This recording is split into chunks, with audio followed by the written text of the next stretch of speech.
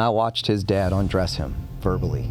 Profanity and degradation. I legitimately hurt for that young man. He loved Grey Goose and marijuana more than he loved college football. And all the talent Between stimulus and reaction, there's a space. An individual that is between 0.56 and 0.75 is alive.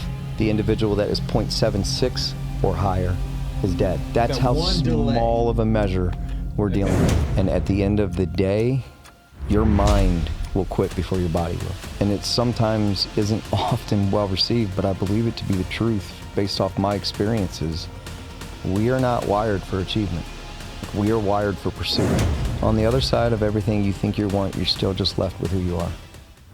Buckle up. This is What the Hell Do I Know with JB. I'm super excited for our guest today, Brandon Orr, not related to Michael Orr. Nope. No. We got that established. We've established that before we got The guy from the blind side. Spirit animal. Spirit animal. So good, so good. But I'm so excited to speak with you today because you know I've gone down a deep dive with you. There's a decent bit on these interwebs about Brandon, Doctor Brandon right. Orr. And we were talking earlier because you have, and I got a little confused because yours, the psychology you dabble in seems to dive into the body and how it relates to the mind. Correct. And so I was sitting there going like, is this a PhD or is this an MD? Right. Because it's that sophisticated in what you're going into. And I thought that was incredible. And I want to kind of dive into that discussion because you've gone like from, I guess, coaching Correct. to a degree, right? Olympians. Yeah. Some athletes, professional athletes as well. And now you are down here in our area contracting with the 7th Division Green Berets in Special Forces. Yeah. Wow. That is amazing. So you're working with some of the most elite of the elite Yeah. in our armed forces. Yeah. In a unique context right. as well, Right. right? Like it's Right. completely different than the athletic world, in the athletic realm. Right. Yeah. Right. When you meet with somebody, first off, let's step back. I'm very interested in this, and I know my audience is probably interested in the question I was going to ask, but we're going to get there.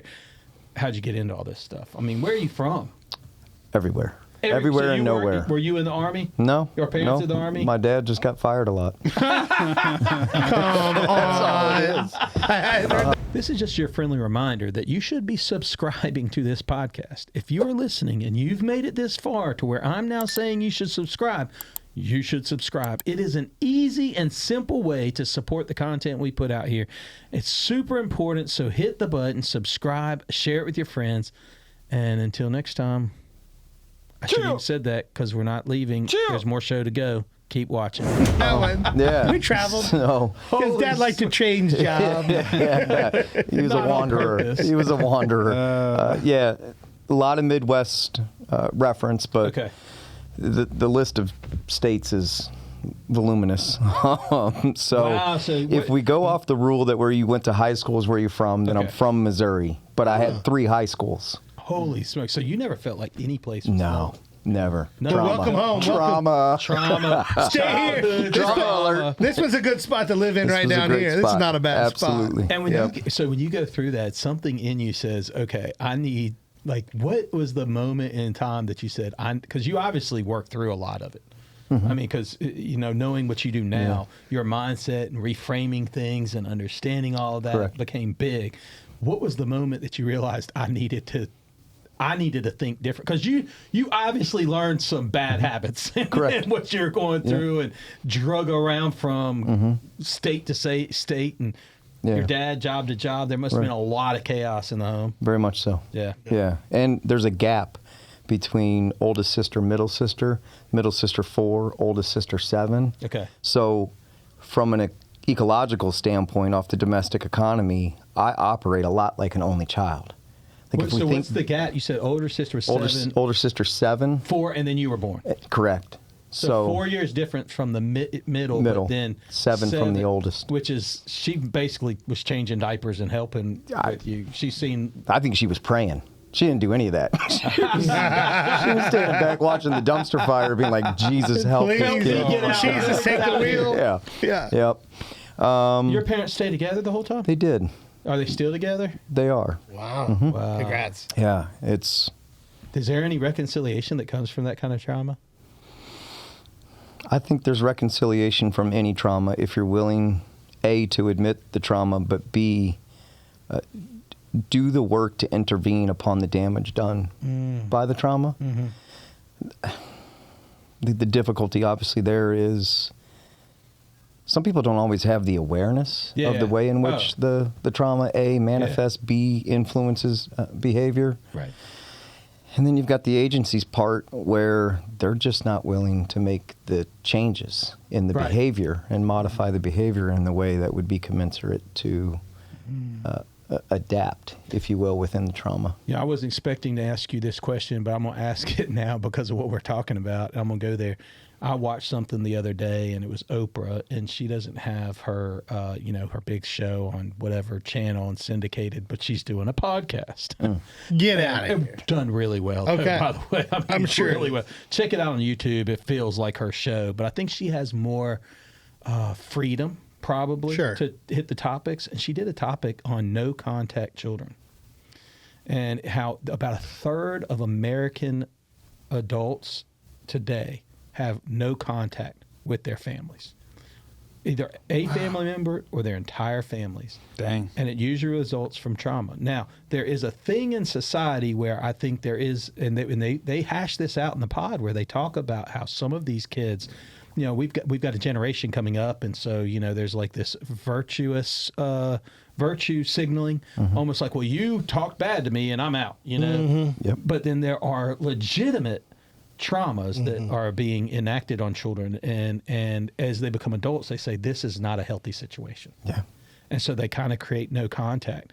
I mean, what would you say in that situation when you're dealing with, because you've come from an area, and I don't know if you're no contact or not, but it sounds like there's some time you had to go through For sure. stuff. Still going through. Yeah. Yeah. Yeah. Absolutely. Yeah. I mean, Still that processing parent wound is It's real. crazy, dog. It's real. It's so crazy. It's real. It stays with you forever until you do the hard work. And even then, you're constantly doing hard work. What would you say, professionally speaking, if you've got a child and they're succumbing to you and an adult, but the child of adult, parents, now an adult, saying my parents are unhealthy, what were the things they need to assess before they go no contact in that relationship? Because there are kids that I think signal and say, oh, well, they said something wrong to me at Thanksgiving dinner, I'm out, right? Sure. But then, what would you say they need to think about? Resilience happens on a spectrum. The difficulty when we get into resilience as it relates to trauma, as it relates to the arm of psychology that has become self-care and wellness. Right. What's difficult about it is there's a incredibly intuitively healthy mechanism of perspective. Yeah. So, particularly in this area, right, where you just watch some 16-year-old's first car is a BMW M4. Yeah. We see a lot of that down We here. do see a lot of that down here. It wasn't my first. I had a Ford Ranger that was wrecked. Right? I get mad at my friends when they buy them a car like that. Yeah. Actually. I call them out. I'm like, what are you doing? What was your first car? They're like, oh, it was a $2,000. I'm like, exactly. Yeah. Right. Yeah. And But here's a Range Rover. Yeah. It's a $30,000 F-150. Like, so the counterweight to that obviously is the 16-year-old who gets a used Ford Focus. yeah. Yeah. For certain perspectives, that's a more appropriate Yeah, sure. first car. It But is. nonetheless, things happen on spectrums. Yeah. Yeah. Right? So there is a healthy, facilitative, necessary mechanism of you're a 16-year-old in 30A, and for whatever reason, you believe your life is hard. Right. But look at the 16-year-old in the Congo who is forced into a lifestyle of mining for cobalt. It's tough because then I am prone to discredit the trauma that I have been through in my life, through my situations, Sure. simply because I'm not from the Congo and was forced into cobalt mining. Right. I see what you're saying. That's you're saying. That's the trigger. Like, that's the difficulty element there. It's trying to, like, layer out your perspective, gain a perspective. Correct. Like, how bad is it? Correct. Now, first, what is necessary for you to enter into the arena of healing? Yeah. It might very well be for a periodic period of time that it is no contact. Right.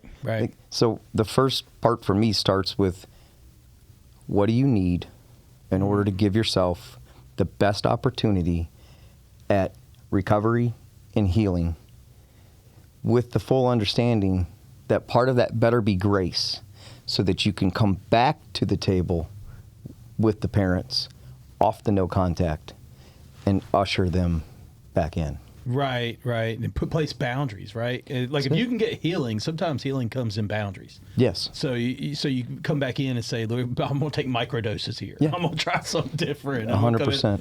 Yeah, I think absolutely. That's a great perspective to look at it. I think that's right. I think, and then, I would probably throw in, like, if it's not safe.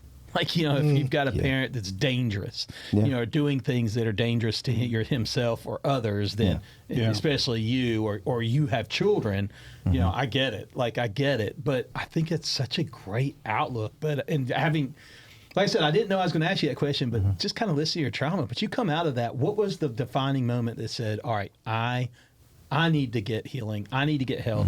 And then because at some point you did the hard work, and then you decided, I'm going to help others. Like, walk us through that. So welcome to the Floors.com studio. That's FLOOR.com,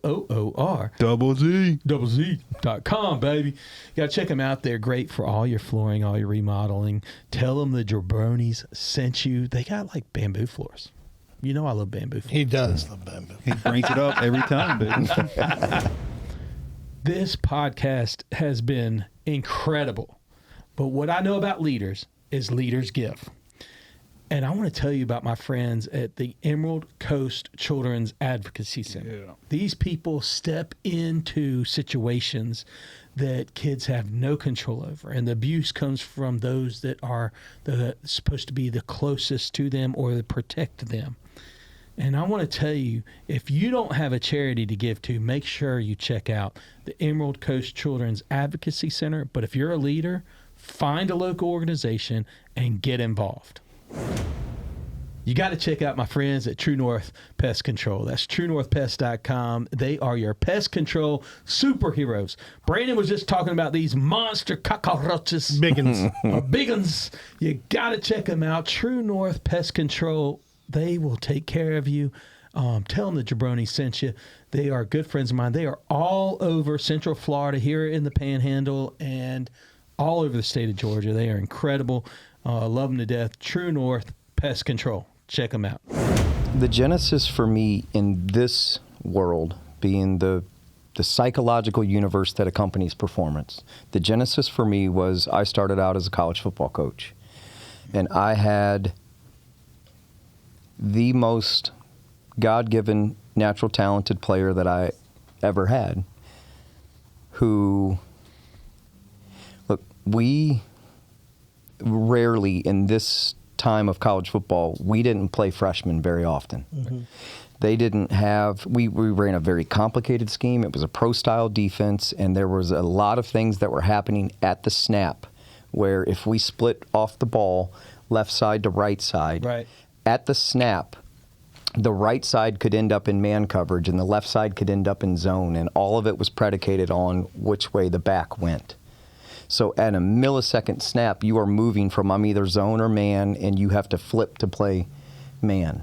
Right. Now, a lot of adjustments and audibles off of that as well. It was a complicated defense. This individual had the beautiful ability, we could just put him on an island. Mm-hmm. He could, as a freshman, survive on an island. He could match the offense's number one and follow. And we're good on that side of the field. And when you have take care that, of the other side. That's a rare athletic commodity. They get paid big time. Right? And it opens up all kinds of defensive degrees of freedom for you schematically. For sure. The problem was twofold. Number one, he loved Grey Goose and marijuana more than he loved college football. And all the talent in the world. Right. But by the way, Unbelievably I think both talented. of them can be pretty tasty. I didn't know B Money played college football. I didn't play that long. I had all the talent in the world. Now look at me. Were they drug tested back then? They used to, not anymore. Yeah. we knew who to test and not. Yeah, you did. We're not testing our best guys. Yeah. The second part of it was his relationship with his father. His dad was tyrannical. Right. And the beauty of college football is I don't deal with parents. Yeah, right. But he had to. Right, That kid he had to. And I watched. He had a rough game. We played a lot of bump and run with him. He had a rough game. He gave up 3 fades. So, just goes. He gave up 3 fades for first downs, and he got beat on a slant corner. Yeah, even the for best a touchdown. player is going to have a bad It's going to day, happen. right? Anybody that's played defensive back knows that dude's got a scholarship too on offense. That's right. We all have. That's right. He's got a scholarship. That's right. Yeah. That's exactly right. And we came off the field. His dad beelined it to me after the game, and I had a very firm boundary. I don't talk to parents. Yeah. So I don't want to hear it. And then I watched his dad undress him verbally, with a tirade of profanity and degradation at a level that I'm not naturally prone to empathy. It doesn't come natural to me. So in most situations like that, I would be numb, and I legitimately hurt for that young man, the way his dad was speaking to him. The problem there then became for me, I've got to fix that part to make him feel this wasn't language I was using at the time. Yeah. Make him feel safe, make him feel loved, make him feel approved of, so that we can get the best version out of him on the field. Incredibly transactional by me, but that's where I was at that point in my life. Right. Secondarily, all of that element from the father started to bleed into the field, where he was now starting to develop a fear of failure. And he was a different player on third down or in critical down situations. And He wasn't playing free. no. Tight. So that off season, again, Grey Goose and marijuana became even more of a coping mechanism for him. Sure it and I did. just couldn't fix him, quote unquote. Right. That led to an obsession with the psychological universe. And that led to the pivot for me, career-wise. Wow, that was the inflection point right there. 100%. With that kid. That was from a Like, what can I do? What can I make sense of this? well, and it was more. I'm not fully utilizing the skill set that I have in totality. I was too narrow as a coach. Niched, yeah. Yeah, and so out of that obsession, I spent that whole summer after that debacle. I spent that whole summer in Barnes & Noble reading Sports Psych. Idiot's Guide to Sports Psych. That's one man. Was that any good? Was that book any good? I don't recommend it. But it got you pulling that thread. 100%. Learn more. Yep. But And you then the said that there was fascination no started. empathy, which I actually disagree. The fact that you thought of him and then thought, how could I even have helped him? It's got a little bit of empathy to it. It didn't, though. It was completely transactional. You just, It's like, how do I fix that yeah, problem? I want him need to the play. most out of him. I want him for to play our- on Saturdays. Yeah. So Yeah. it doesn't come naturally to Right. me, but You work there on was a it. trace of it for sure. Yeah. So you dove into it. What's college, by the way? I would rather not say. I get it. Okay. I figured that one too. Do they wear jean shorts? He's referring to the Gainesville fellas.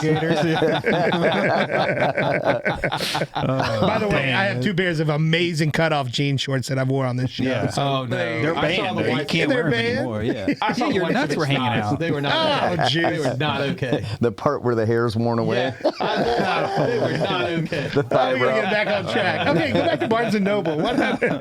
Get back to those books. Yeah. So you dove into sports psychology, and you were getting you. I assume you then had to go back to school. Yeah. And how long was that then to go? I mean, because you had, if you're at the college level, you've got a degree already, coach. I had a master's degree. Oh, so you had a Good master's, so then you night. needed to go I had to go all the way back in because my master's was in something. It was like philosophy and Are sociology. how sick were you sitting in classrooms? That's a lot of work. I would go back to school right now. I would go right now to study and get another PhD. Right now. Good for you. Yeah. I'm not built that way. Yeah. I was one and done and lucky at that. My cousin has 2 doctorates, or my uncle. My uncle got his 2nd doctorate, and I was like, he's Doctor. Doctor. What are you doing? Yeah, what are you doing here?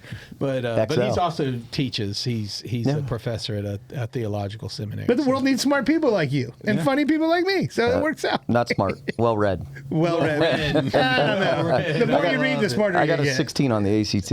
All right. Man, come on. That's so there is hope. Yes, indeed. Yeah.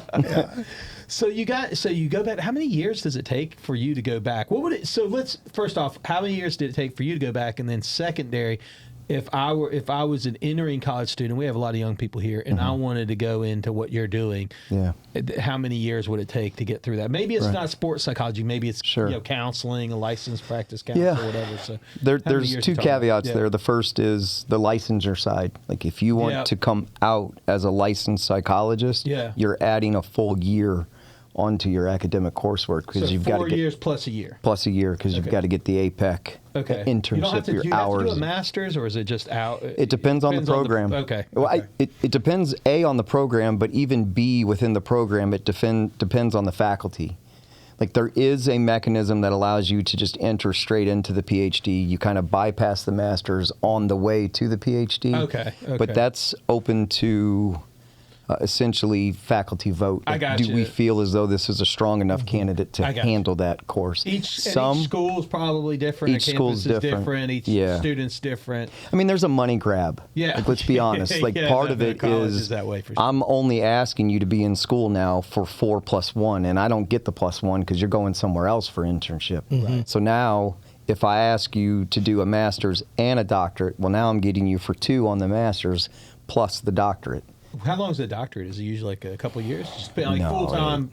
Full-time, full tilt, you're looking at 4 years. Really? For a doctorate? Yeah. Yeah, thesis and all that stuff. Plus your APEC internship hours. So that now you're looking at 5. We're talking $500,000, man. Goodness. Not necessarily. Depending on where you go. I mean, most of it gets paid for.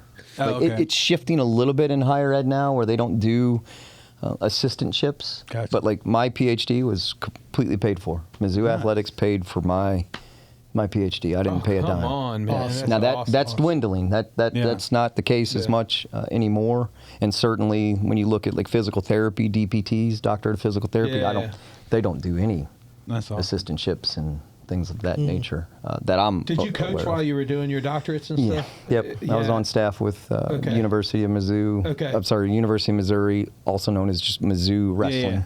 Oh, you were working on the wrestling team then. Hey, can't you tell by the ears, man? Look at them ears. Come on, look at the ears. It's either UFC or wrestling, right? It's a birth defect. That doesn't come from telemarketing. If I'm in a bar, like, it's a birth defect, man. Like, I'm not a wrestler. I played tennis in college. By the way, so is it just if you wear those ear covers, would you stop the cauliflower if you wore ear covers or not really? Because you're still grinding. You're still grinding. They're still getting twisted. You probably could bypass some of the hemorrhaging and the trauma, but they're just annoying. Yeah, like, you're constantly. Yeah, it's just annoying. Right. I think you got great ears. I wish I had that. When you walk in the bar, nobody messes with ears like that. No, not at all. See ears like that. Like, I don't want to mess with that guy. Some see it as a flex point. You know, and it's like, man, really? Yeah, give me a White Claw, like put a V-neck on me, like I don't want any drama. Oh yeah, stay clear. That's good. Yeah, that's good. So you're coaching wrestling, and you didn't do so you got out of the defensive side at that point. You focused in on wrestling. So out of football, I should say. Out of football into wrestling. By the way, how do you think Mizzou's doing? You like that Eli Drinkwitz right now? I like him. He seems like he's doing pretty good.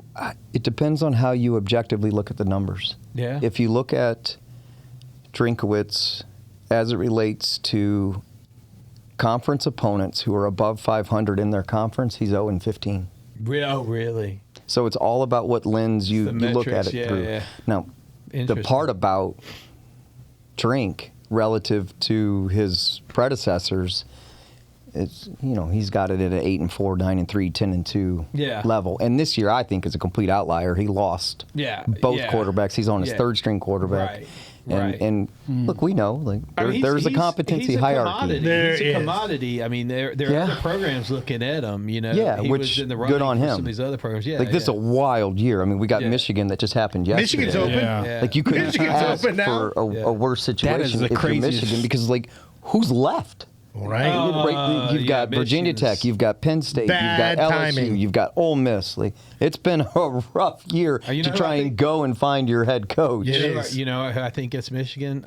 Urban Meyer? I think no. Marcus Freeman? Oh, way. I think Kellen DeBoer. I think that may happen. I think if get they out of lose, Alabama. I think if they lose to Oklahoma, I think Kellen jumps. I think, and then does Kiffin go to Alabama with the ink not dry on that LSU? Alabama will never hire Lane Kiffin. You don't think so? No, I don't think so either. I don't think so. Lane Kiffin wants that. That's why he jumped to LSU. It's strategically. Yeah, I think you're right. But the other one for Michigan is I really think Glenn Schumann. I think Glenn is he's been a candidate thrown around DC at Georgia. I think he's been thrown around. I could see Michigan taking a run at him. If you're Marcus Freeman, do you have to leave Notre Dame?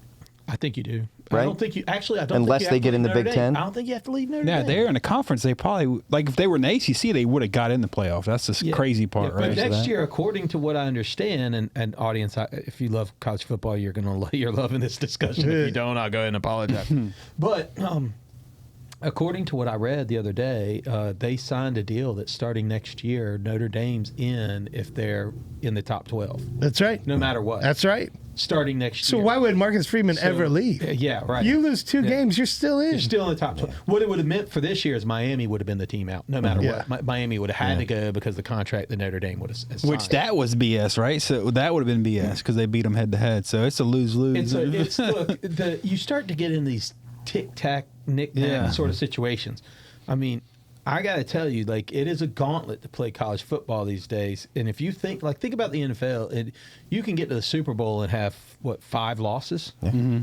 I mean, 6 losses? Yeah. You can't do that in college football. That's right. Yeah. You can't have, at this point in college football, 2 losses at best is going to... 3 unless you're Alabama. Unless you're Alabama, 3 gets you. I think that's a unique situation making it to the conference championship game. Yeah. And the SEC's we're beating up ourselves, to be quite honest. We're not playing as many out of conference games anymore. It's 9 games next year. 9 next year. That means 8 more losses.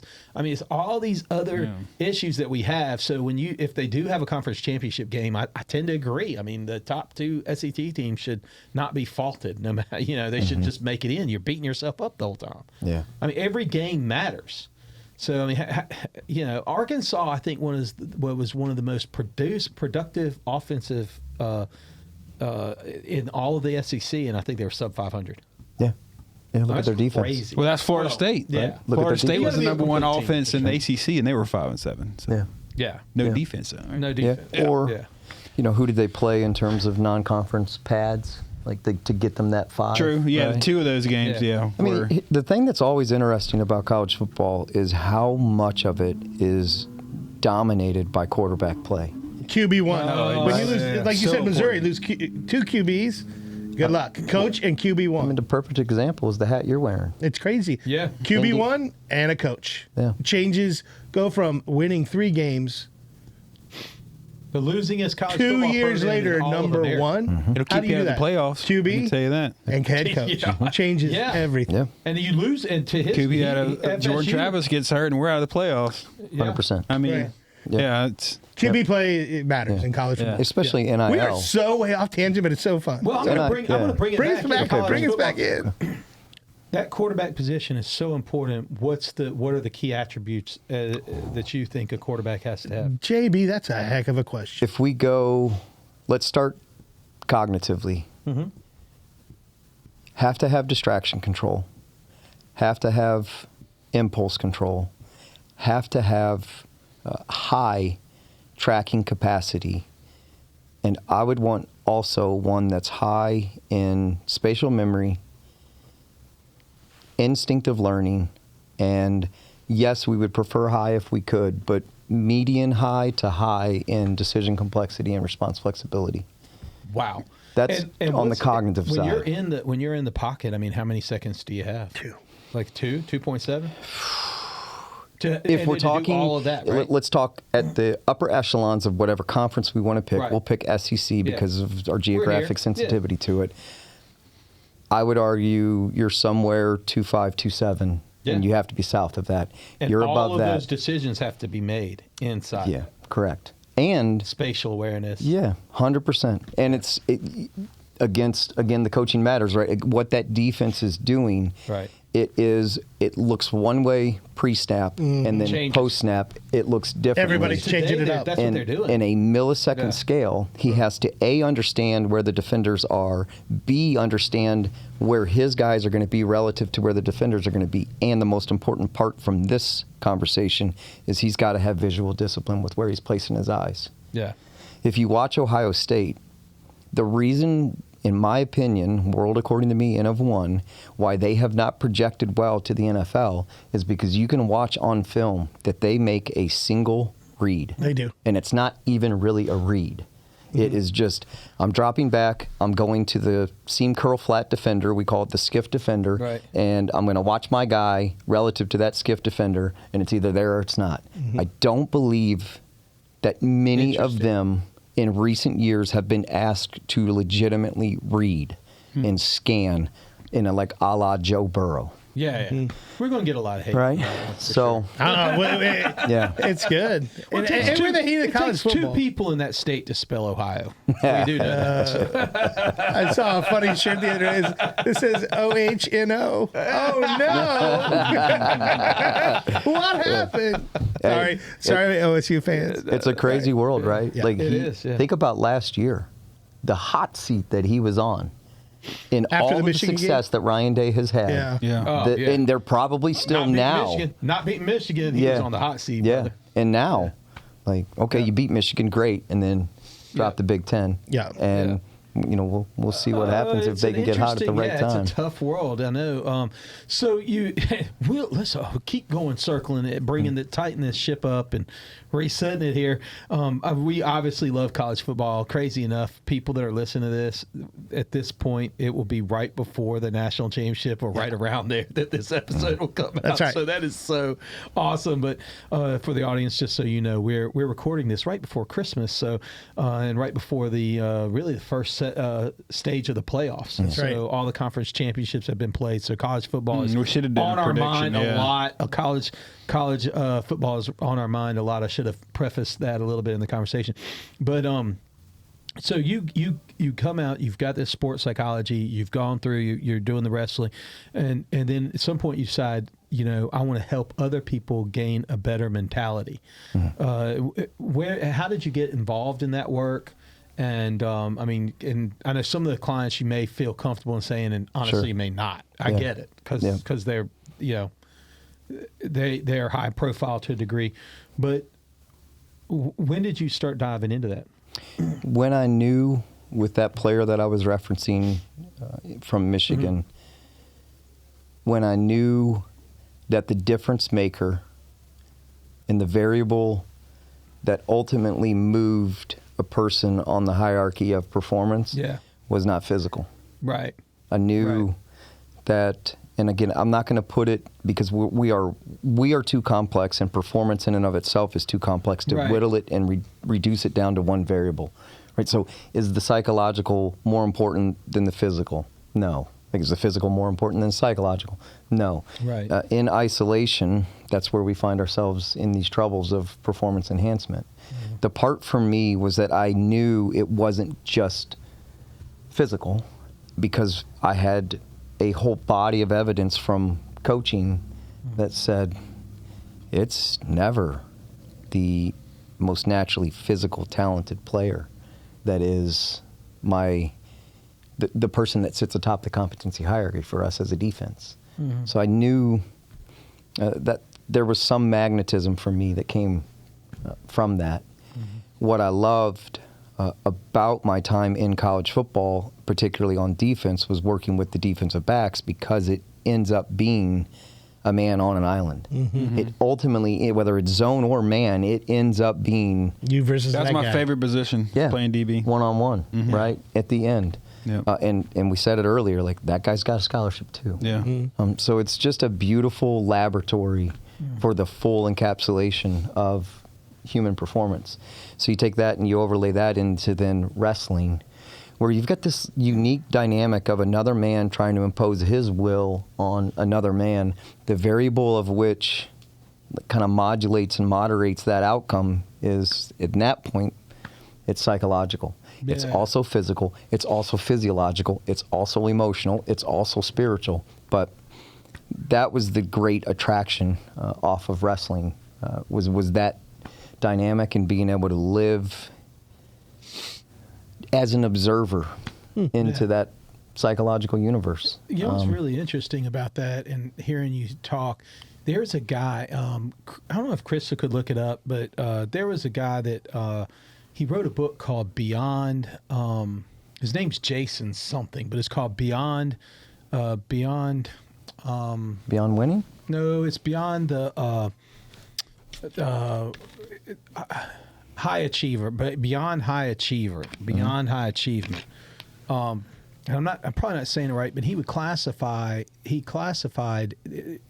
people that work in like 3 different groups, and one was kind of, people that have to work, and he had a catchy name for it, but Beyond High Performance, Jason Jaggard. Beyond High Performance, Jason Jaggard. That's who it is. Beyond High Performance by Jason Jaggard. And he classified the people in 4 different categories. One, and I can't tell you what the name of the categories were, but let's say the first one was the idea that you have to work, right? And so you have workers that have to work, and so they're really, they're kind of getting by day to day. Maybe they have 3 jobs, maybe they have to figure it out. Then the next one was kind of the classification where these were like the people that love to work almost. These are people that they want to work because they just love to work. And so you can put them in any job and anywhere, and they just want to work, and they're going to work all the time. They want to do it. Or Brandon wants to go to school. Right. Then the other one was like, he's kind of defining like where you were. And then he had the other one was like, they were the like missional. That was the missional ones that were essentially purpose-based. That I really want to do something for a cause, good, for a cause, and for a reason, and I got to do it.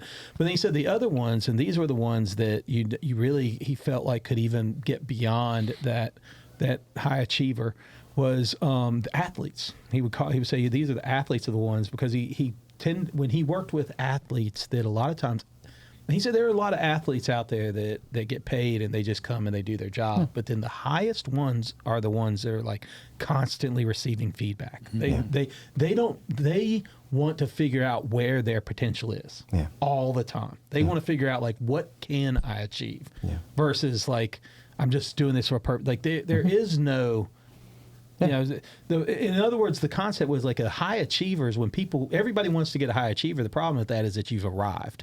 And once you get there, and I was like listening to this guy the other day, and he was saying essentially that he went in to coach a company, and these high achievers were saying like, he went to the company, he said, well, why do you need coaching? He's like, we've got a bunch of high achievers. He's then why do you need coaching? It's like, that's what we have, a bunch of high achievers. So in other words, they were all like, they were all swimming in the same direction. They all had kind of made it. Nothing was ruffled, and it was like, oh my gosh, these people need to. Yeah.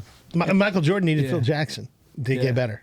And he was best in the world. Right. You need that. And he still got better. You need to take in feedback. You need to be able to push yourself. Yeah. Well, there's an arm of research from a guy named Ken Sheldon who, at this particular point in his career, he was diving into motivation and happiness indices. He looked at productivity within the NFL and the MLB relative to second contract. And I don't know the actual numbers, but we'll say something outlandish because it was a very startling, disproportionate number. Something like 60% of individuals that signed their second contract then had a career low output the following year after getting second contract. Yeah, getting paid. It's almost I reached it. Now what? Yeah. Now what? To that degree of dopamine lowered. right? And we're like, I say this all the time, and it sometimes isn't often well received, but I believe it to be the truth based off my experiences. We are not wired for achievement. Like, we are wired for pursuit. Oh, wow. And when you get into that spot where you've hit that second contract, that makes the pursuit's sense. over. it convince you that the pursuit is fun's over. over. That's kind of what... Maybe not, but That's kind of what this Jason Jagger was saying. I mean, in fact, he said when he titled his book Beyond the High Achiever, he did it because he was like, how do I title something that high achievers would even want to read? Because most of them are like, I'm a high achiever, I'm already there. What would I read? This is beyond high achiever. That makes sense. Yeah, of which, like, the more granular discussion is on what criterion. Yeah. Well, that's the perspective. It's interesting. You talked about that earlier, having perspective in relationships and a relationship as it relates to, but it's hard for you to have a perspective on what you can achieve. It's really hard for you to have perspective on what you can achieve. It's sometimes you need somebody else you can say you can achieve more. You've got. That's why feedback is so dang important. It is. Yeah. If you're going to be a leader, and you're going to be a high achiever, you need to reflect. You've got to be acceptable to feedback. Yeah.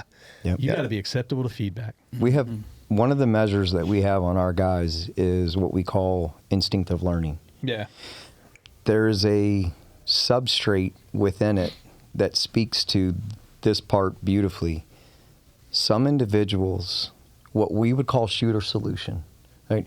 X target at X distance at X space to make the round impact. Okay. That tells me what shooter solution has to be. How quickly I can shoot, what cadence I can shoot at. When we're on an M4, there's a holdover component with those based off of where they're zeroed at, so that with an M4, a long gun. Now we're in military discussion now. Yes, so M4 long gun. Like what the colloquial term would be AR-15. Okay. Right. Okay. Versus pistol. Okay. Pistol's point and shoot. Yeah, I'm just helping all of the soccer moms. M4 is different. Yeah. Right, because now you have an element of holdover. So for that round to impact here, I have to hold over the top. Okay. So when we get a look at this instinctive learning, what we're gathering in some degree is an insight into how much that individual also has a self-awareness. What we have found is that our individuals that are lower on that scale absolutely need somebody on the side of them pointing out A, what went well and why, and B, what didn't go well and why, so that they have, that dopaminergic data to have this organization and coordination on what they need to go hunt for performance enhancement. It will never make sense to them. The individuals that we have that are lower on the scale on that particular domain, they will never be able to come out of a drill, tell you what they did, tell you what went well, why, what didn't go well, why. They have to have a coach, an instructor, a brother on the side of them pointing out what they see, because they're low. That's a cognitive disadvantage for them. And that's the necessary element for them to be able to commensurately rise themselves up that performance hierarchy. Very interesting. That's right. When I first met you, we were at a coffee shop here locally in town, and we had a mutual friend that came over and was like, you got to meet this guy. Because that's what that guy does. He connector guy. That's his superpower. Yeah, it is. It's a good superpower. And he said, he's like, you need to have him on your show and this, that, and the other. And we sit there and talk for a second.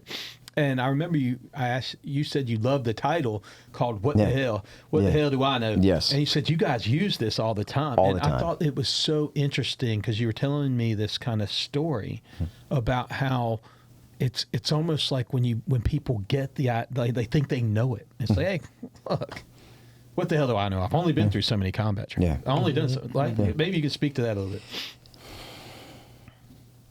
There is a difficult space that I sit in where, for me, the most difficult part of my job is the decision point to say something or not say something. I'll track it back to Director of Sports Psychology for the University of Missouri wrestling program. We are at NCAA's. It is the semifinals. This particular individual was ranked number one most of the year. He came in as the 1 seed into the NCAA tournament. We are at the semifinals. It is his junior year. It's not Ben Askren, is it? No. No. And I watched him during his warm-up become a different person. He completely changed how he warmed up. He shifted his body language. He shifted his social interaction. And you could watch the visible, overt manifestation of anxiety. Wow. I'm in a spot where I either A, say something, Okay.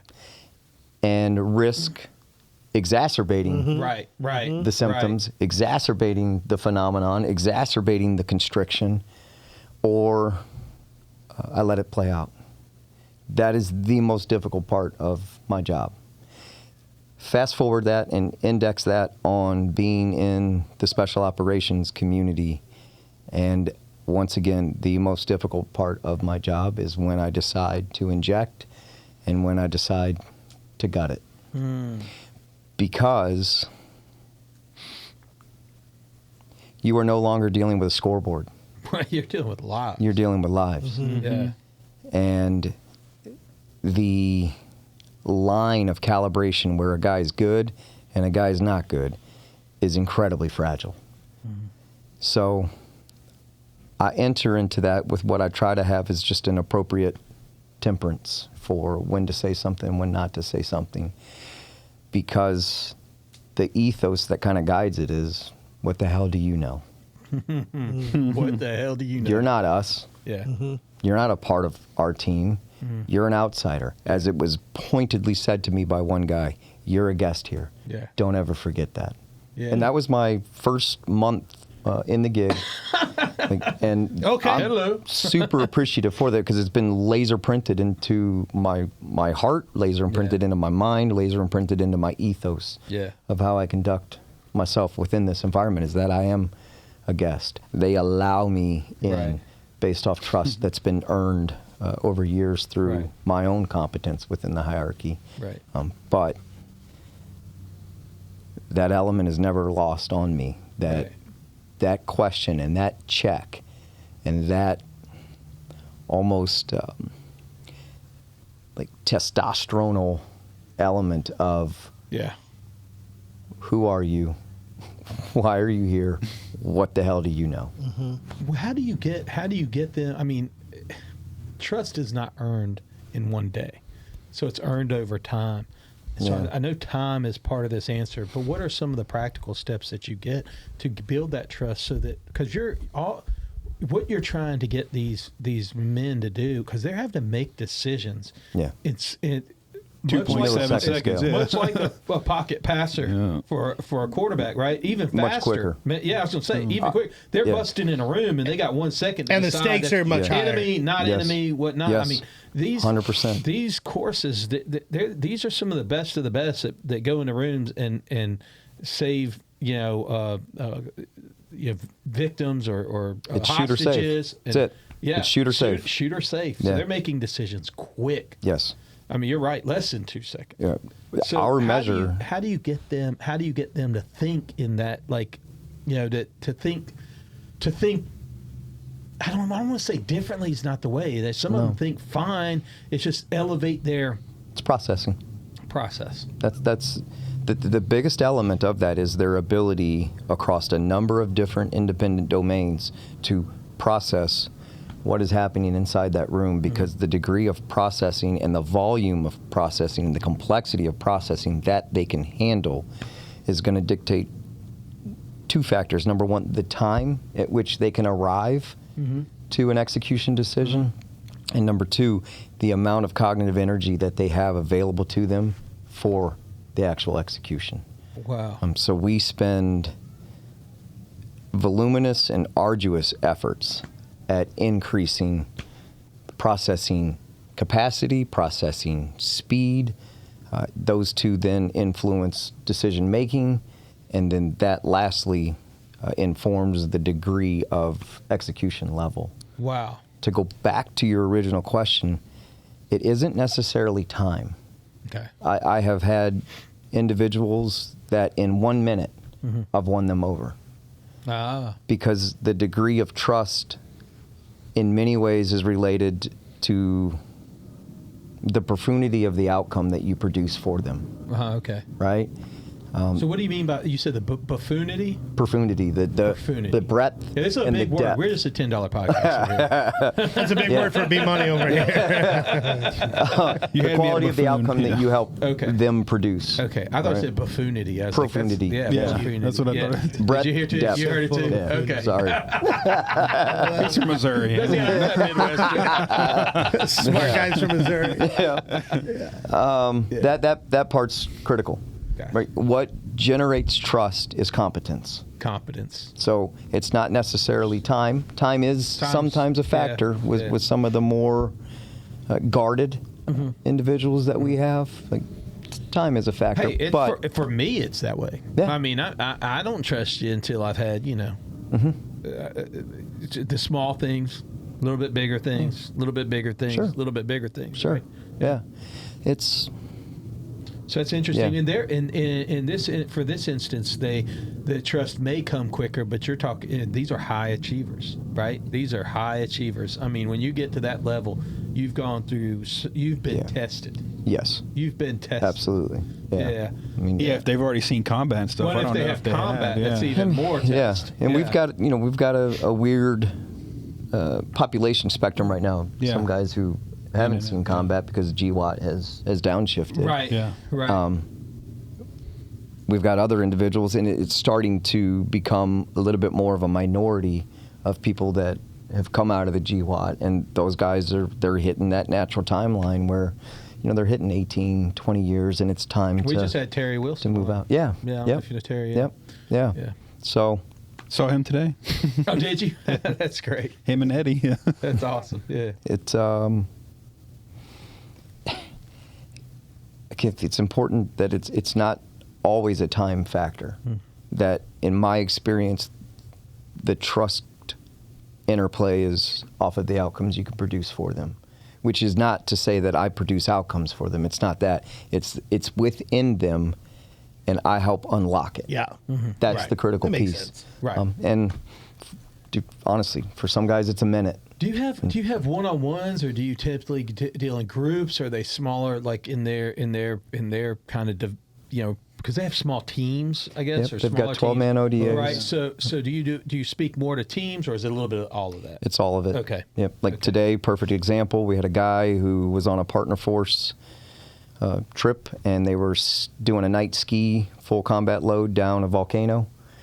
Because they had to. Pretty common, yeah. Yeah, very common. Yeah, I did that yesterday. And his skis dug in. And when those skis dug in, his rucksack just repeatedly smacked him in the back of his head. Oh, wow. So he's got multiple kind of acute on chronic concussions. He's coming out of his TBI protocol, and this was his first, what we would call return to shoot protocol. So this is his first time on flat range, trying to really just live out the question of whether or not his brain will allow him to do this again. Very interesting. So that was just me and him on the range going through a return to shoot protocol. Okay. That's coming off of the last 4 weeks. I've been embedded with a team. We'll just say that. Right. Where we are assessing and selecting new members into this task force between a bunch of flat range competency, we call them CTE, critical task evaluations or combat task evaluations. And then we move directly into the house where we're putting them through CQB scenarios with multiple data points on each guy across each day, across a dynamic and complex series of problems to get a look at how they, quote unquote, process that problem set. So it just runs a gamut, man. Yeah. How does the mental correlate with the physical? Because I feels like I've heard you speak to this, and I think there was one talk you gave, and you even went down to like you could see it in people's blood, like come out in the blood, them not doing well and whatnot. Yep. So I mean, taking care of your mental, your physical body, how does that correlate with your mental health? By the way, I think this is important probably for every listener on any level. You know, you don't have to be a 7th Division Green Beret. Right. Let's put it in 7th group terms, and then we'll put it in general population terms. From That's GP for all you regs. The nomenclature. Right. The acronym. The Warno. Yeah, I'm trying to help all our regs, all me included. Get it all right. We have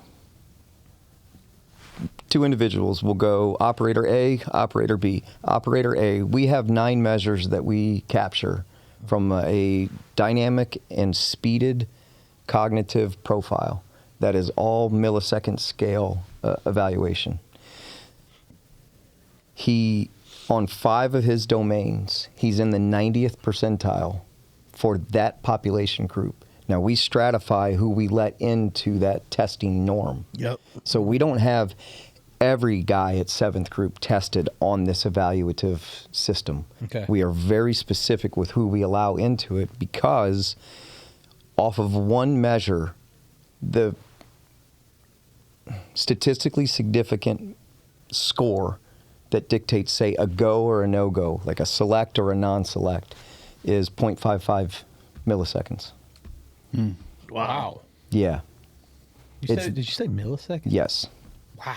Yeah, it's that sensitive of a measure, right? Well, yeah. So, in terms, like this guy's going to go here and he's going to try for this task force, and he made it, and then another guy of a equal profile went and didn't make it.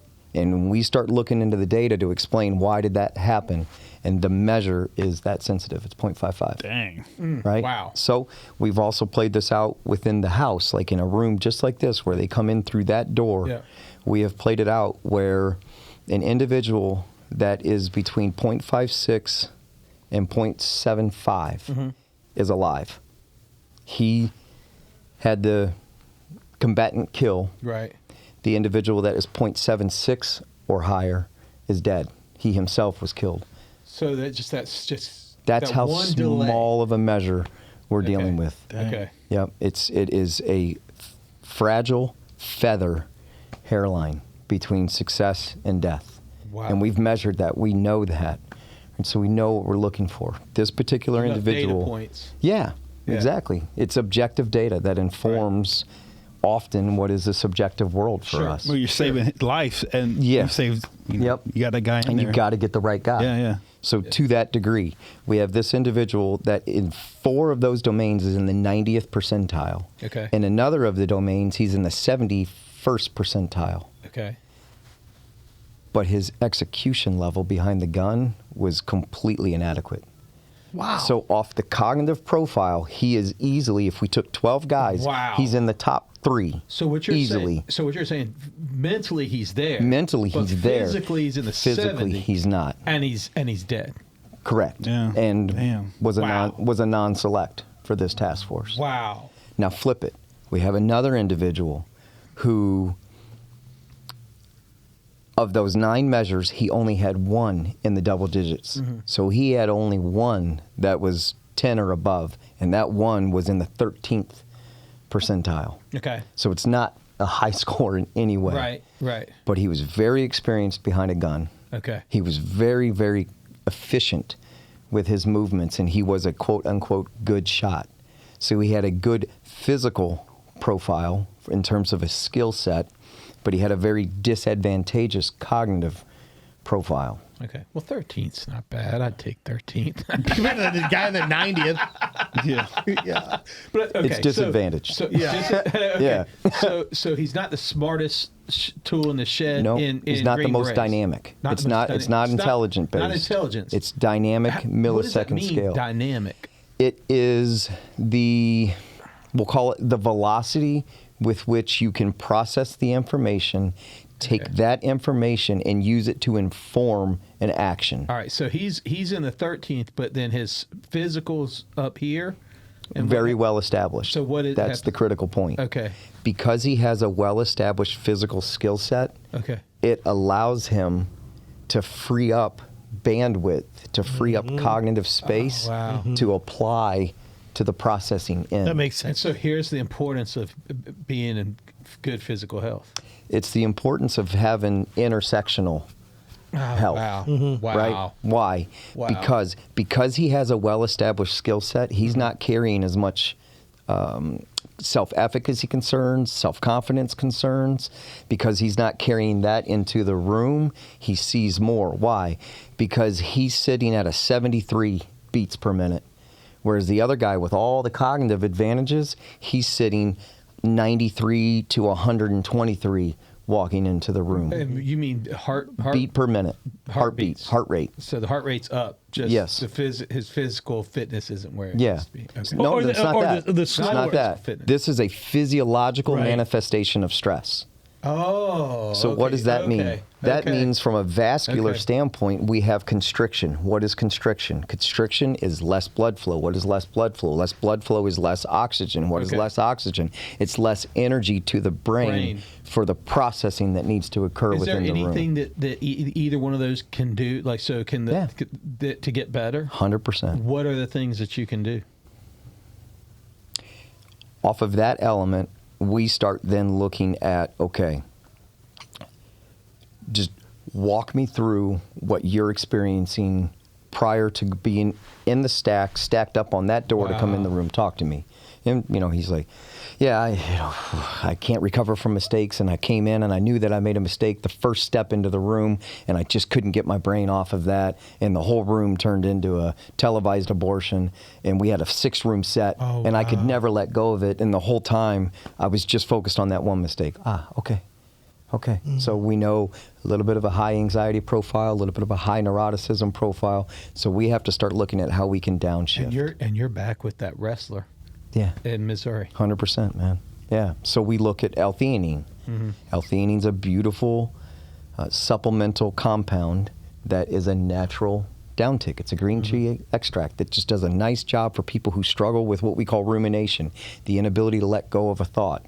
Oh, wow. I need some of that. I need that on the golf course. Right. You see that a lot in golf. The good golfers versus the bad golfers. It's just they give themselves 10 seconds They can't to calm let go down, of the bad shot. and then it's over. Yeah. Then it's on to the next best golfers thing. go It's in your green drink, or it's in Optimal Human. Oh, it's in Optimal Human, Yeah. I had a chance. I had a buddy of mine that, shout out Lon Langston, but he took me to, it was like I think he put enough money in the bank, and they were sponsoring one of the, it was like right before the Masters. It was the U.S. Amateur versus the British Amateur, and there was one-on-one. It was these players playing match play, and there's a small group of people that got to walk alongside these players. So there's no ropes. You're just, 100 people walking around 2 players, and we watched them play match play. Some of the best amateurs from the U.S. that year, and the best amateur from the U.K. that year, and tee to green, they're perfect, man.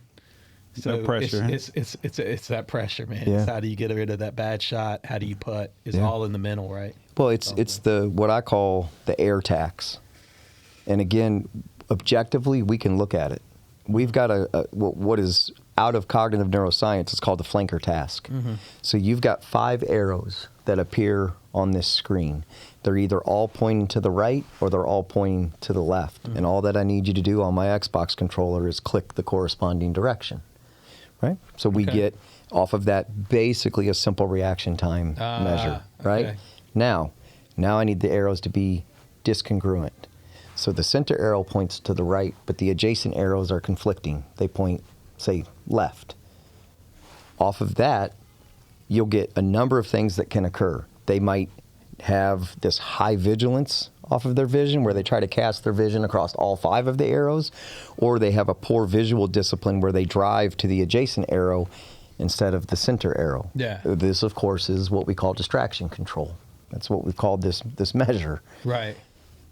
I can look at, because the controller has 2 different sounds. The left sounds different than the right. So I'm watching as they take this particular task evaluation. Arrow pointed right, clicked right. I know that they were correct because I can hear it as they're doing it. So I'm getting what we call contextual intelligence. That's just observational data. I'm watching these guys, and I can see the way in which they respond to their errors. They know that it's wrong, and I know that it's wrong because I know that they clicked incorrectly, and I watch the nonverbal reaction to that error. And now I can go back into the data, and I can see in the data what was the millisecond delay, what was the millisecond cost, what was the time tax, air tax off the following reaction time. That piece holds pretty strongly for us to make a prediction of what, I won't call what we call it, but we make an internal label on that individual that he's a guy that is going to struggle to let go of mistakes, to let go of bad shots and bad putts and, but again, you've got the ability to understand that, and then you're able to give feedback. Yes. So there can be an adjustment made. Yes. And success 100%. can happen, and lives are saved. Or intervene. Like we can hit them with L-theanine, we can hit them with some ketones. We've got tax stems. But adjustments nonetheless 100% made, lives saved. Yes. Objection or mission accomplished. Or level of high achievement reached. Yeah. His potential. Right? In terms of that task force. Yeah. Like the reason they want to be on that is because it's an internally elevated subculture within seventh group. Gotcha. Right. Gotcha. That part is super important to them to make it to that level. So, it's not by any means a matter of life or death. I got you. But it is a matter of high stakes. It can be when they're in the field. If they're in the 100%. field or put out there, I mean, they got to correct whatever's in them to be able to execute. That's why you test. Yeah. Until you're ready when we were talking about this elevating, this physiology and psychology combination. And what goes on in that, and we were talking as it relates to the seventh group, but a lot of that I think translates to the average person too, and if they want to elevate themselves. So if I'm an average person that doesn't have to make these decisions in 0.55 milliseconds, what are some of the things that you would recommend to to us old jabronis here on getting that physically and mentally in there? The calibration between that? Yeah. Like, what can we do to better ourselves? This green tea sounds good. Out of everything I got, I need to drink some green tea because that sounds like take some deep breaths. Let's think about it like this. If we're driving on 98, and particularly we're on a motorcycle, so we've got this we should have a hypervigilance for the areas around us. And lo and behold, as it always happens, it's somebody from Atlanta that cuts you off, right? No, he's right. Well, you get or Texas. An elevated heart rate. Okay, what does an elevated heart rate means? Well, it means physiologically we are in constriction. You've got vasoconstriction, so you've got more pressure within a closed system, and then the heart rate spikes, and the skin gets flush, and naturally, then you get rigidity in your muscle movements. Usually in your middle finger. That one seems to work okay. That's the one. So, okay, we've got one on the continuum would be, reduce your sensitivity to that stimulus. Okay, that's super elite. Yeah, it is. I think people that are like that, how? And people can do that. Just that simple. Hey, reduce your sensitivity to that stimulus. Okay. There is something with trying to become less bothered by things. There is something. There's people that are, my wife's really good at it. I'm like, I don't know how. Yeah.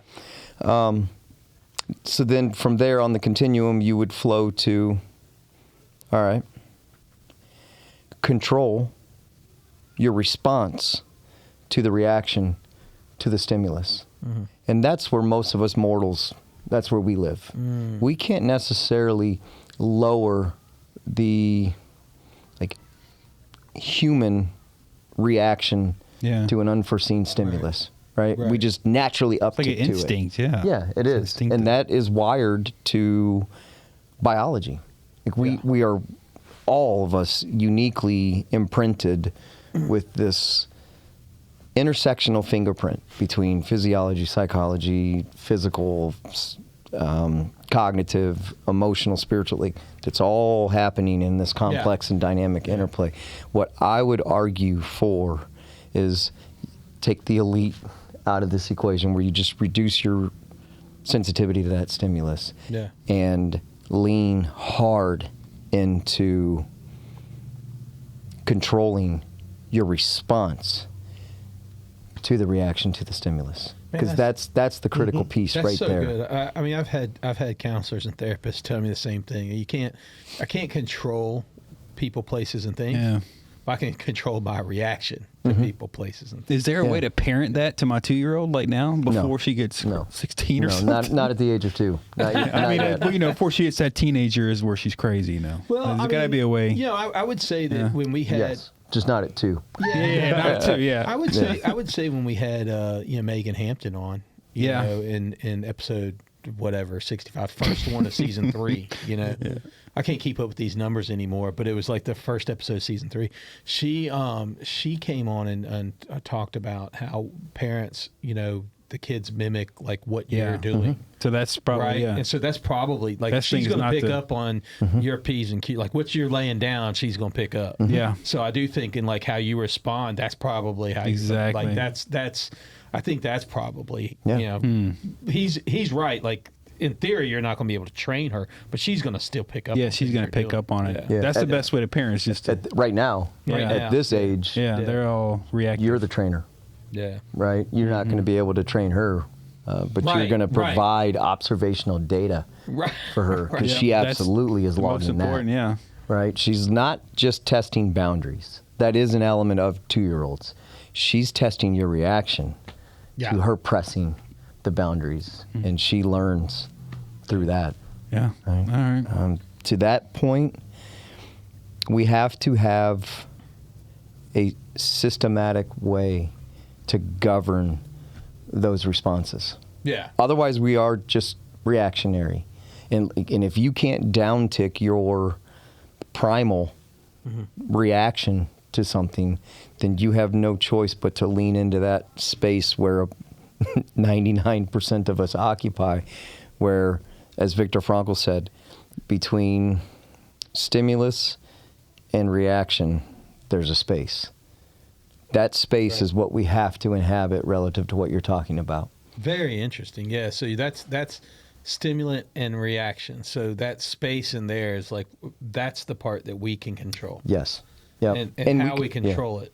Yeah.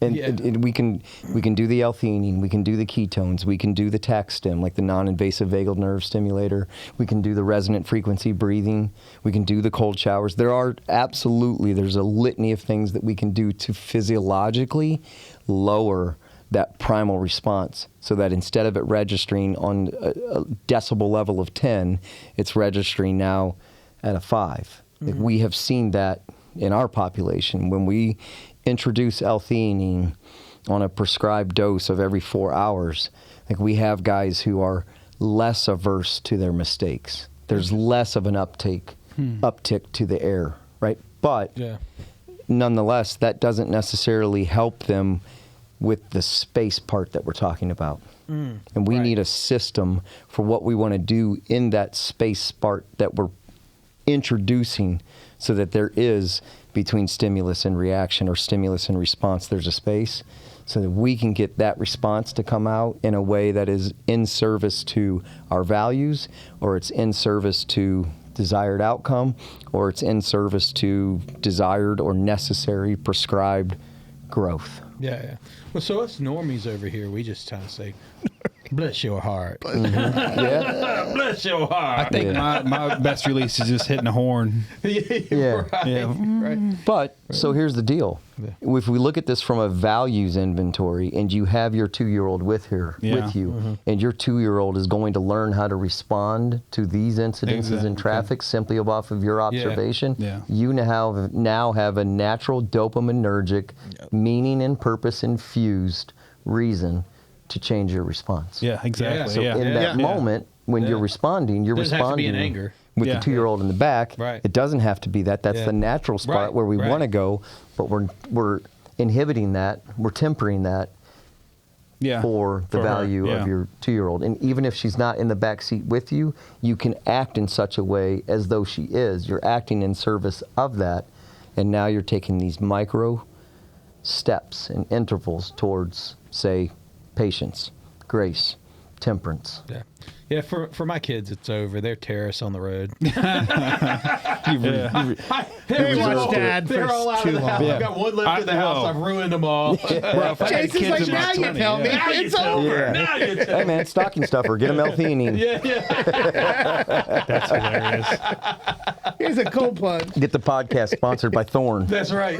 Yeah. We had it last year. We had Optimal Human. Of course, I love those guys. They do a great job. We still can, I still can. I should probably put a bottle somewhere.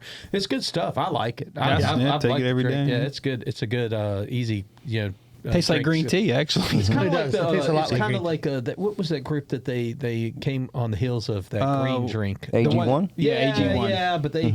I think they did another 20 other things they threw. They added more ingredients and lowered the price like $20 a bottle. Yeah. Or something like that. I mean, and it's American made. So everybody's looking for an easy button. Figure and it out. unfortunately, there's just no not. easy button. There's not. Yeah.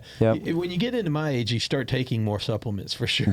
That industry's got to be expanded like in the last 10 years from what it was to what it is now. It's got to be. Well, look at the alcohol consumption rates. It's going down big time. 18 to 25 demographic. Going down. Yeah.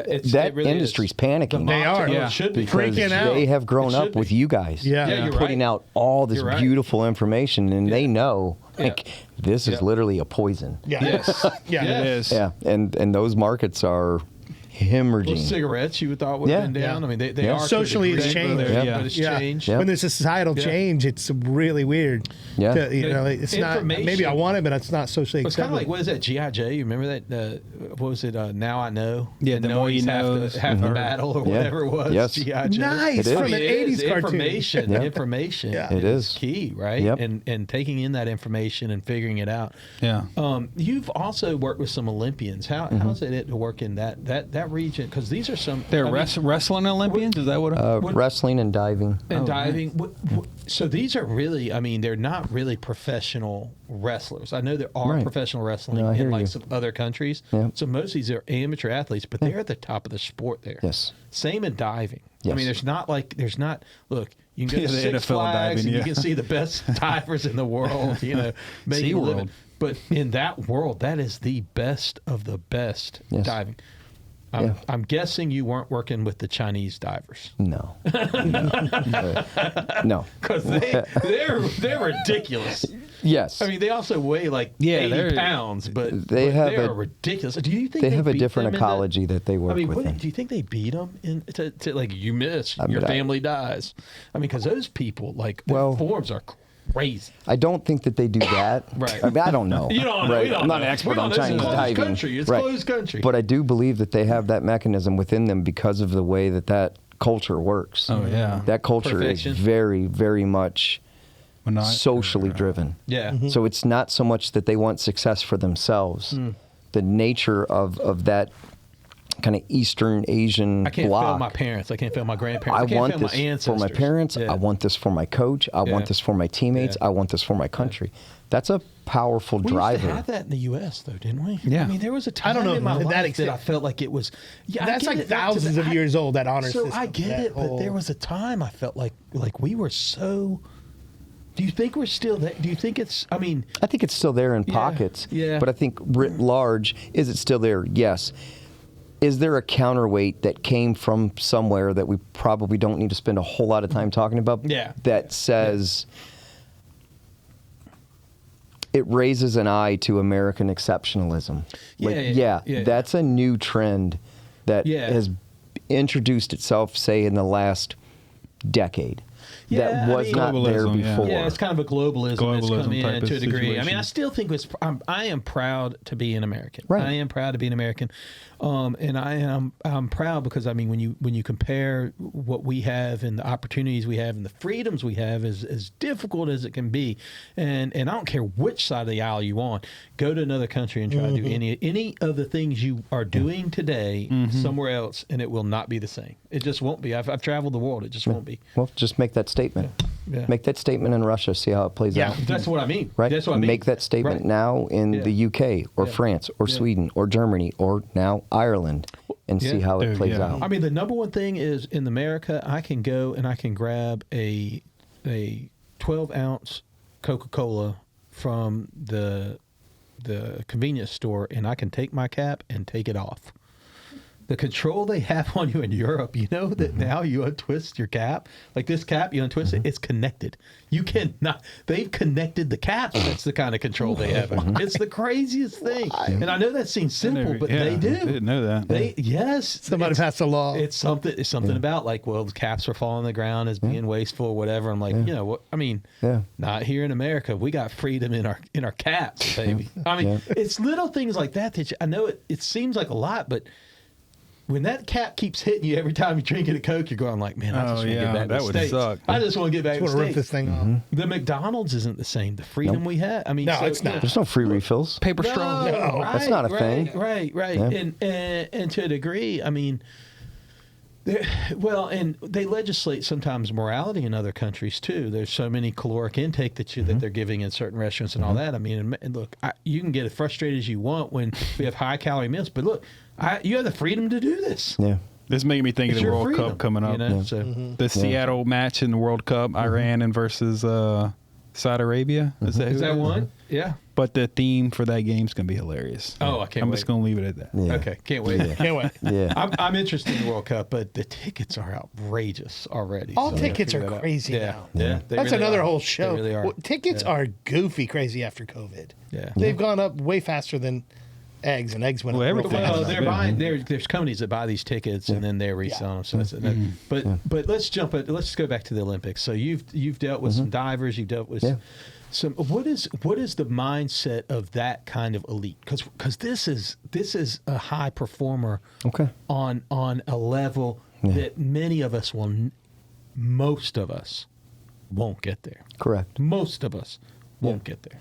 Very few of us live in a stakes environment where, at a minimum, the encapsulation of your last 4 years is solely expressed in a 10-minute performance. That's or right. one day of delivery. Yeah. Everything you've put into it. And that's at a minimum 4 years. At a minimum. Yeah. You know, so there's a degree of pressure that is attendant to that type of performance that is solely unique to the signature of Olympic performance. Right. So the question will always be, well, what do you do with that? Yeah. Right? Right. Well, very little comes good of focusing on that pressure element. Okay. The people who handle it the best are able to understand, and this is something that we specifically do from an Olympic standpoint. We'll take it from diving. Show me your first step. Oh, wow. Right? Just show me your first step. Show me your arm lift. Show me your arm swag, like backwards, the drive phase. Show me your lift off, right? Show me your pike. Show me your twit. Like, all of that is essentially creating within them a system to be able to handle what we know that stress to do. That stress drives us towards outcome, and it pulls us away from process. Okay. The people that manage any of these types of environments the best, they are able to organize and coordinate themselves around process and have almost an immunity to outcome. So they're singularly focused. I mean, have you ever watched For the Love of the Game? Yeah. And Kevin Costner is the baseball guy, and he steps up to the mound. He's this pitcher, and he says, like, cue the mechanism. Cue the mechanism. Yep. And so these are the high performers. Correct. That are saying, I want the process. Yes. And I'm gonna be solely focused on the process, not the stress. I can be immune to it. Not immune.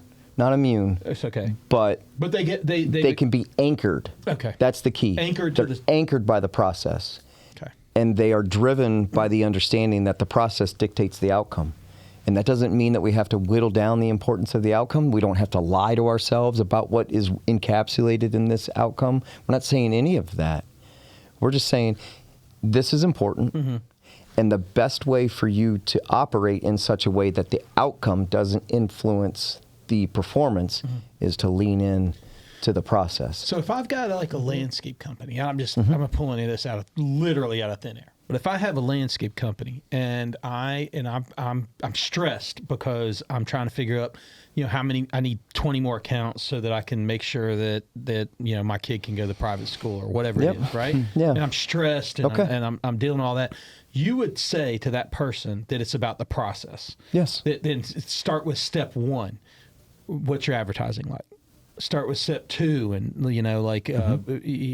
what's your target audience? Or, Sure. And you would start building a process around that what you would suggest to that person. Start building that process and saying like, look, how do you eat an elephant? One bite at a time. One bite at a time. Right. Right. Yep. Is that kind of what I'm hearing to a degree? I would argue there that maybe we'll call that second and third level order. Okay. But at the first order of landscaping, what I would make the argument for relative to process, I have one job, I need 19 more in order to send my daughter to Vanderbilt. Right.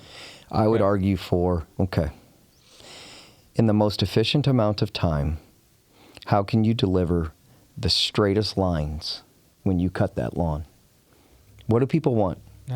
They want their lawn to look better. They want the lawn to look better than the neighbors. They want their lawn to look better than neighbors. Yep. So let's just look look at at the Joneses. Yeah. Let's look at straight diagonal lines, or like if we think about this from the so Midwest. You would have gone even granular. You would step back and said like your advertisement is your work. Yes.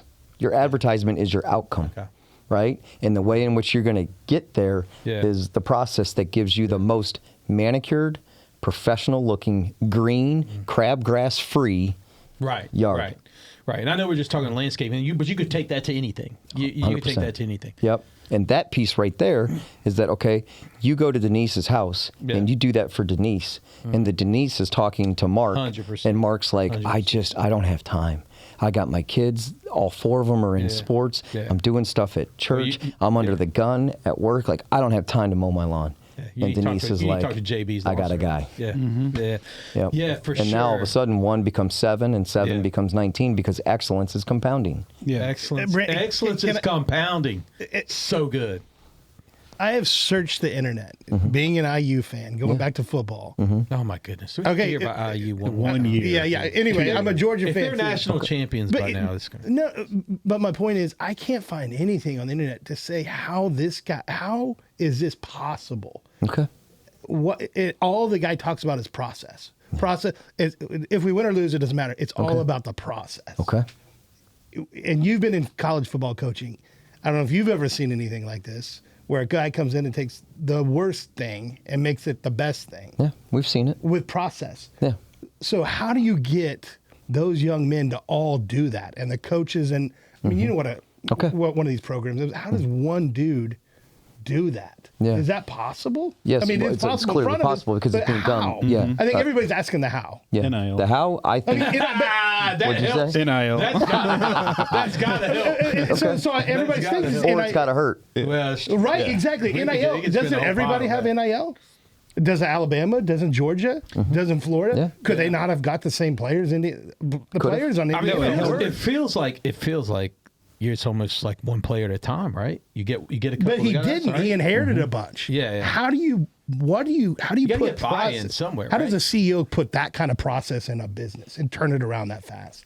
I would argue, in no kind of linear fashion, that the most important part is establishing the values and the standards that are going to govern everything we do in that culture. And he speaks a lot about that. The standards. We have a standard, and this is if you're in, you're in. If you're not, you're out. We don't care what you do. And it could be as simple as this: how you do one thing is how you do everything.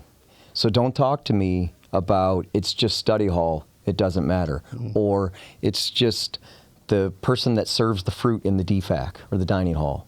So like, does it really matter if I'm respectful to her? No.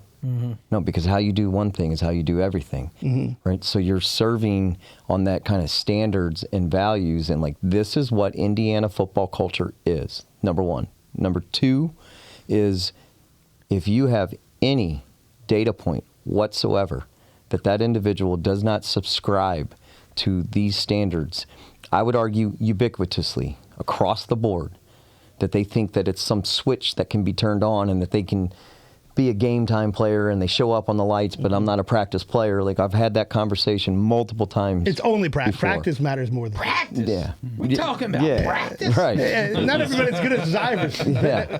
But So I've just never seen it in sport, and I just don't understand. I want to understand why. I want to understand, how is this even? Is this a fluke, or is this? No. Is this? How did this one dude do it? Why not everybody?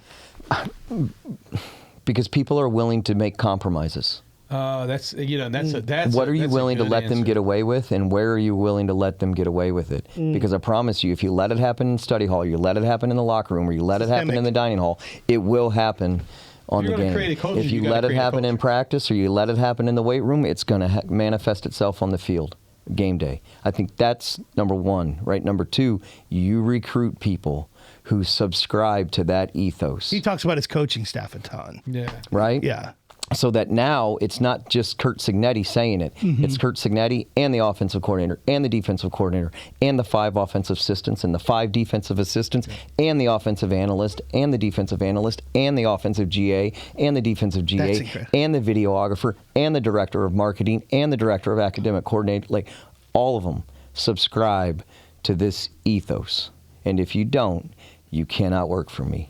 Now, the exhausting part is Curt Cignetti trying to, like, dictatorially manage all of that. It's impossible. Can't do it. So it has to be something that comes from the bottom up. Yeah. But the messaging comes from the top down, and you recruit people who want to live that lifestyle, both on the coaching and on the administrative and on the athlete side. Now, Best answer I've heard on the internet. That, I'm telling you, there's nothing, nobody can really explain it.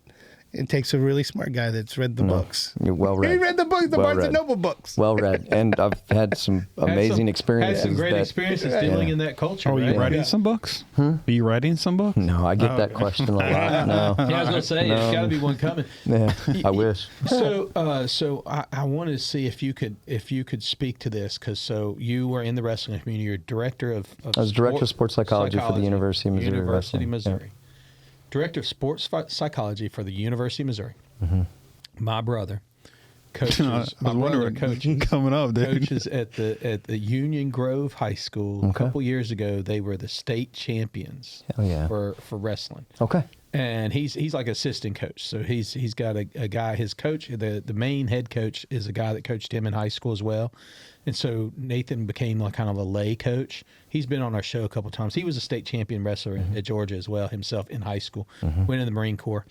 But so now his sons, my nephew is 11th grade on the high school team. Their team's a little young right now, so they lost some of the senior leadership.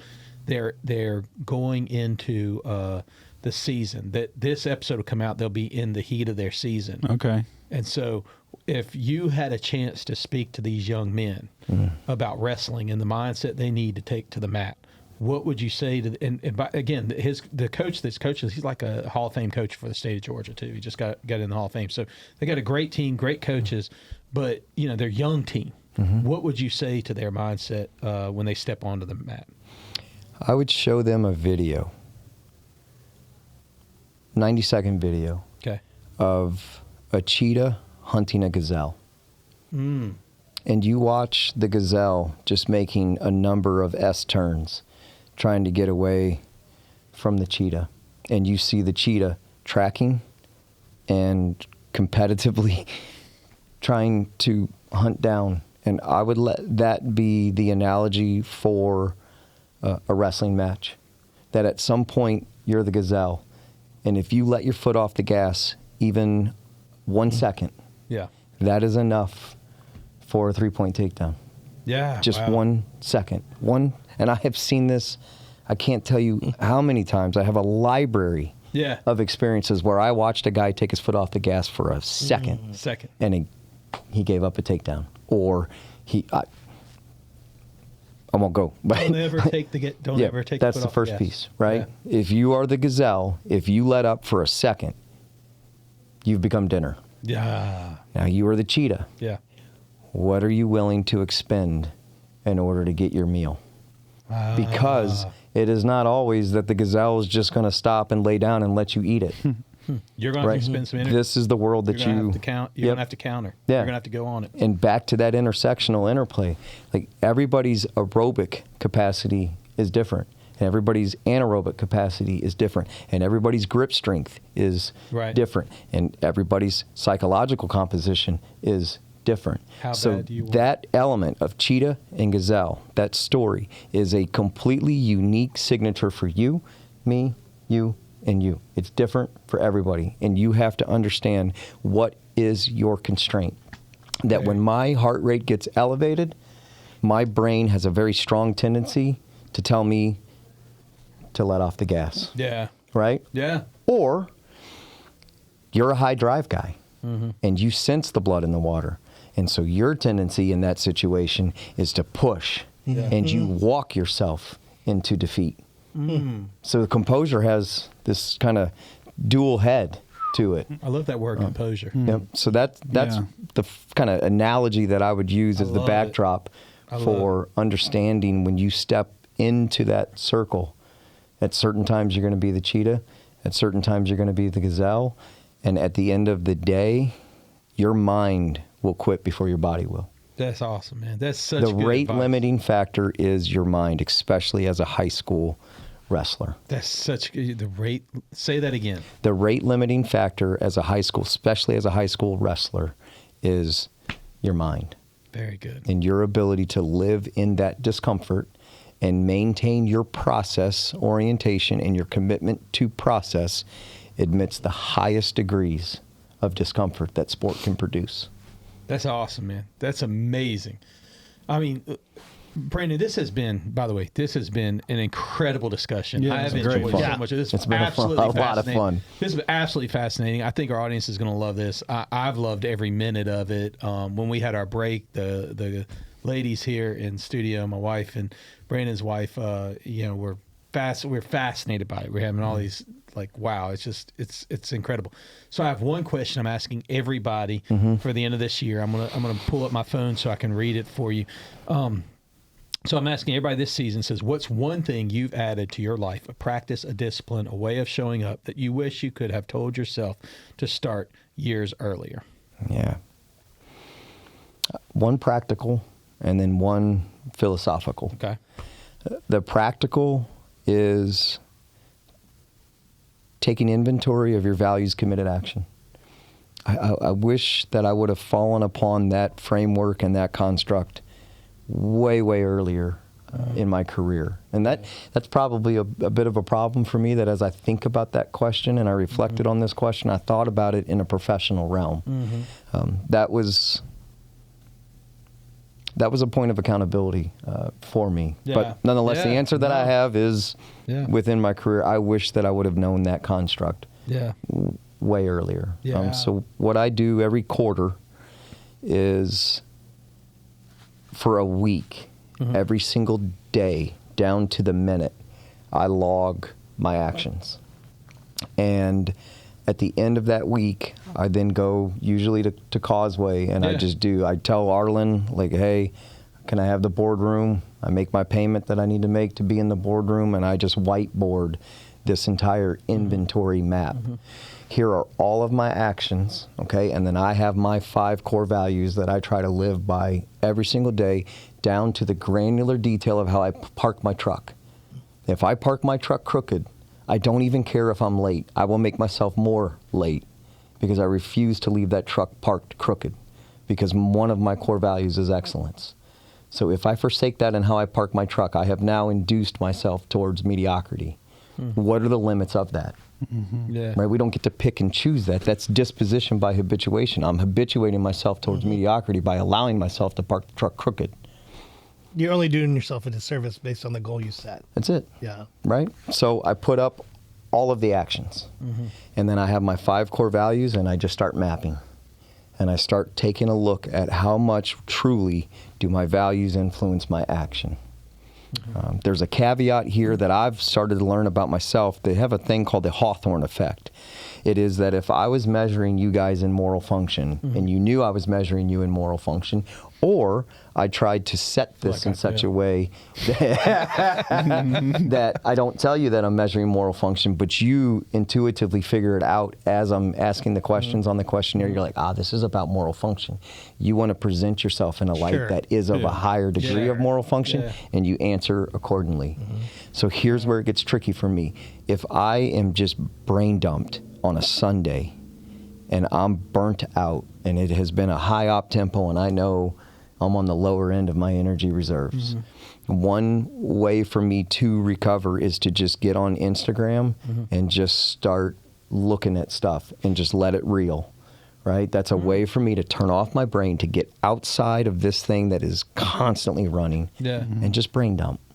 But when I know that I'm going to have that values inventory coming up. You used to call it the boob tube, right? Yeah. Then I'm prone to not do that because I know it's going to be on the board and I know it doesn't index over to my values. So you're thinking ahead of it.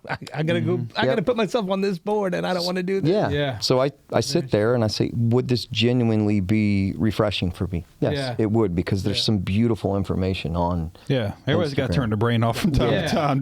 And so I do genuinely enjoy it, and so I allow myself to do that and not bias that presentation. But that act, I started that in 2016. I started that, and I've been doing it every quarter.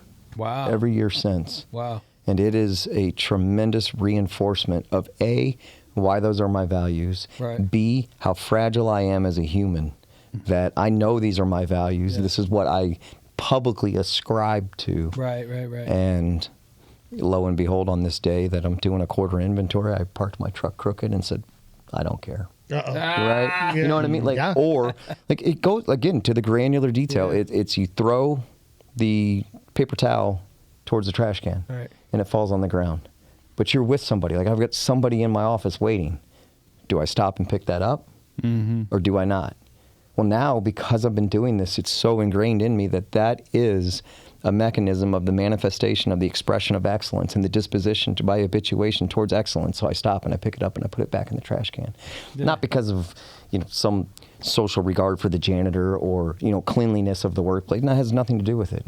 It's at a very individual level. I state a core value is excellence, and that is not an excellent act. I've always felt it's been my OCD. So I mean, I tell you, I want to be on time so bad I'd put double park. So, I wouldn't even I couldn't be late. I like that you're on time. Very few people are like the Beck. They're on time. Early's on time for me. I love it. Yeah. I mean, I got here at 5:10. No, you're right? fine. And I was like, it's a little early. Right? That's what I want to be early. Like I tell young people all the time, early's on time. It is. And then on time's like late. And then late, forget You're the 90th percentile on that, being on time for the podcast. Hell, you showed up. Just another domain. Well, Brandon, I think your answers are, honestly, it's amazing. And I love that insight. And I think hopefully our youth of the day, I ask these questions because I want our youth to figure it out. And so here's the philosophical one for the youth. On the other side of everything you think you want, you're still just left with who you are. That's the one that I wish that I knew at a younger age in my life. Say that again. On the other side of everything you think you want, you're still just left with who you are. I think I need this one. That's a great thing for I have a daughter right now that's trying to figure out who she is. Yeah. But that's such a great line. I think it would help her. 100%. Yeah. I mean, it's all the way back, bring it full circle. All the achievements that I've had, all of the amazing blessings of spaces that I've been invited in to have a part in. At the end of the day, I am still the 5-year-old kid whose mother did not celebrate him learning how to tie a shoe. I remember that vividly. She just didn't care. Now, did she not care? No. But she didn't have a framework to be able to express the emotional responsivity. And that's grace. That's what you found is grace. 100%. That's the grace. That's the grace that she deserves because of the trauma that she carried forward. And you mentioned that grace earlier in the show. But for me, it would have absolutely change, not necessarily outcomes. I think that I am one of the best at what I do, so the outcomes that I have been able to be a part of still would have come. Yeah. But the internal mechanism and the internal climate behind them, they would have changed. Yeah. That's the part that would have been different, if you would, the why behind the how. This has been amazing. Thank you so much, Brandon. Thank you, guys. Yeah, I this really has been Thank you, so Brandon. fun. I mean, Yeah. listen, you guys got to check. Hopefully, if this message hits you at all, gosh, like, subscribe, share. I say this all the time. The easiest thing you can do for us, a free thing you can do for us, is just subscribe to this show. If you like the content we're building, the content we're putting out there, subscribe to the show. We hope that we're putting good out in the world because we feel it's good to put good out in the world. I mean, what the hell do I know? Yeah.